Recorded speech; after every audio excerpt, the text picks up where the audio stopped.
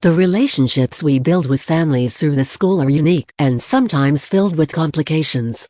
We tend to feel very strongly about our students, and we wouldn't be in the education profession if we didn't want the best for each one of them.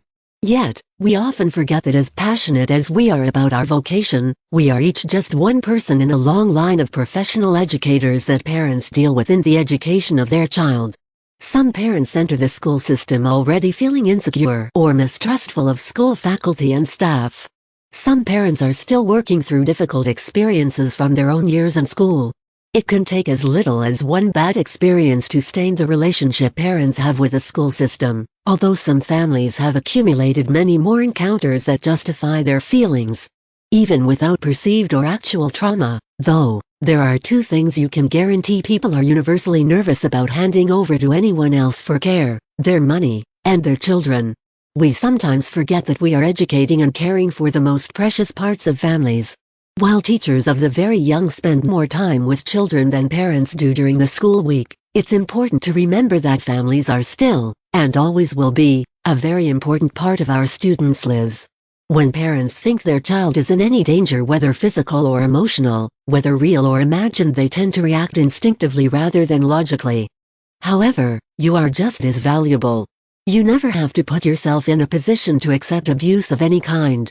Your safety and mental wellness is vital for all of your students, your own family, and your own physical health. We want to help you find ways to balance those truths. Here are a few of the kinds of parents we've dealt with over the years, with a few tips for each. Angry parents.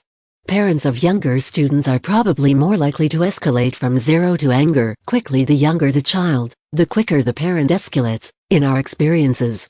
This is largely because of the protective instincts we have as parents, and not always because you're dealing with a generally angry person. One of the best ways to avoid angry parents is to over-communicate by anticipating their need to be informed. Tell parents what you're doing in class, share photos of their child smiling and participating with a class family's only webpage or app like ClassDojo, SimplyCircle, Remind, or Seesaw. This not only gives parents the opportunity to feel more involved, it also creates a home-school connection that can. Although this helps a lot, you may still encounter angry parents. Many parental complaints stem from physical safety concerns. Parents of little ones are often very safety conscious.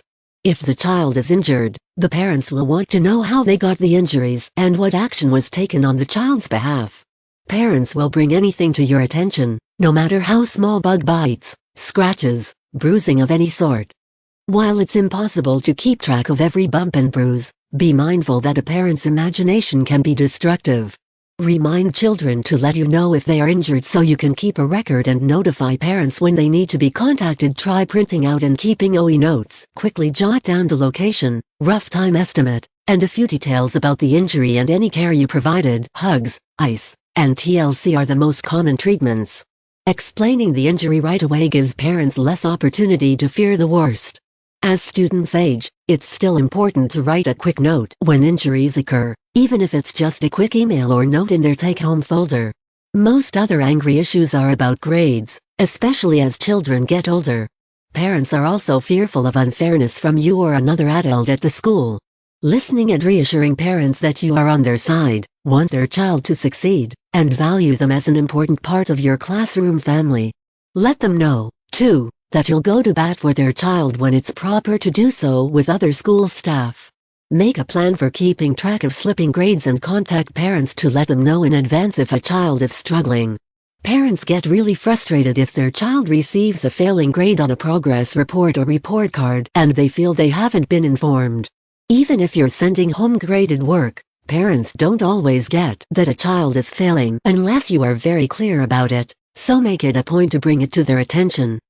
Keep a record of any communication you have with parents, too, in case they forget you've talked to them or you need to keep an administrator up to date on a situation.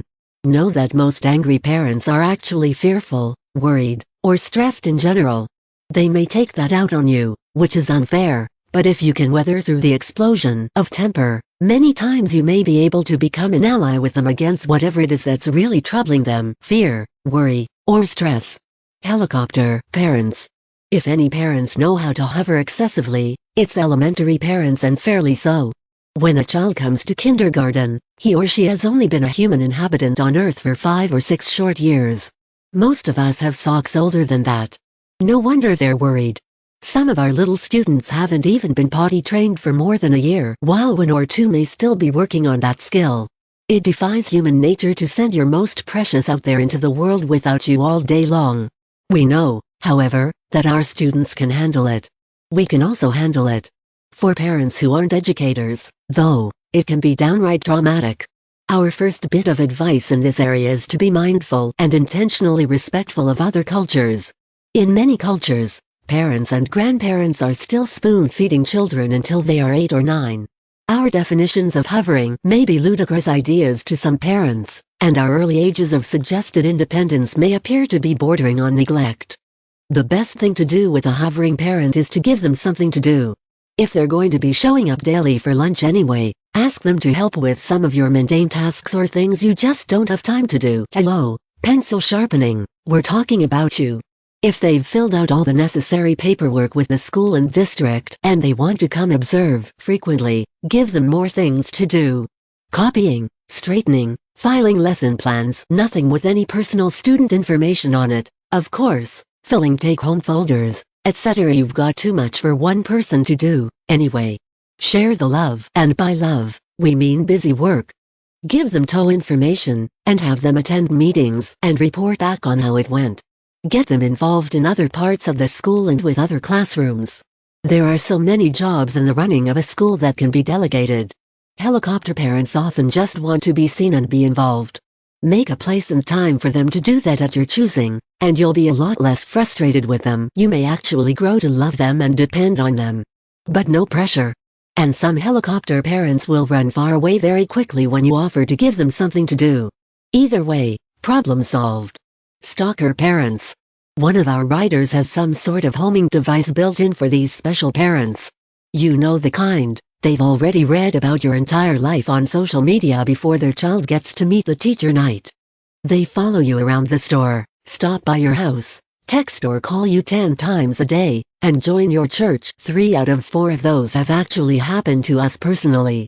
The writer mentioned above actually had a parent who was a co-worker who would follow said teacher down the hall at lunchtime to chat about their mutual child student. The teacher hid in the bathroom every single day for a year to escape. Word to the wise, fellow teachers, don't be that mom. If the parent works with you, as in the last example, talk to your administrator. That's not cool, and hiding in the bathroom is no one's idea of a good time. Social media stalkers are possibly the most difficult to deal with because they win every single time.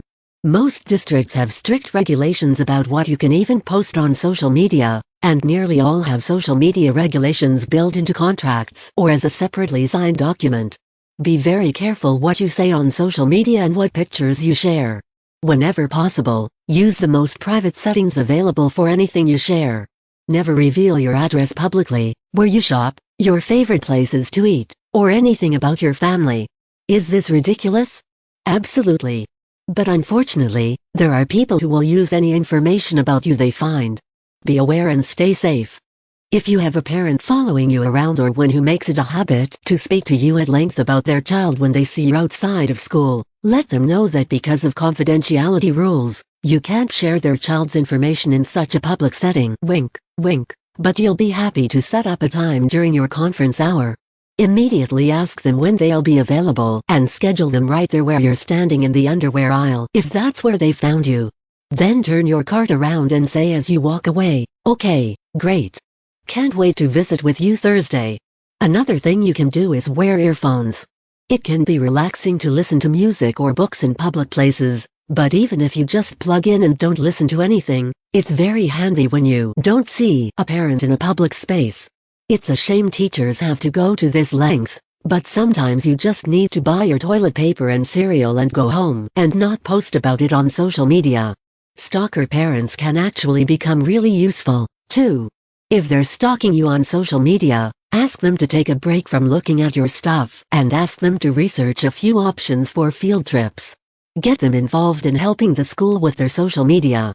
Ask them to research the best kinds of pencil sharpeners or math board games. Sometimes stalker parents are also just wanting to be involved and know you or the school personnel in a non-threatening way. If this is the case, give them jobs to do. Get them involved somewhere, even with another grade level, in the library, or with the TOS, so they can fill that need to get insider information without it having to be about you personally.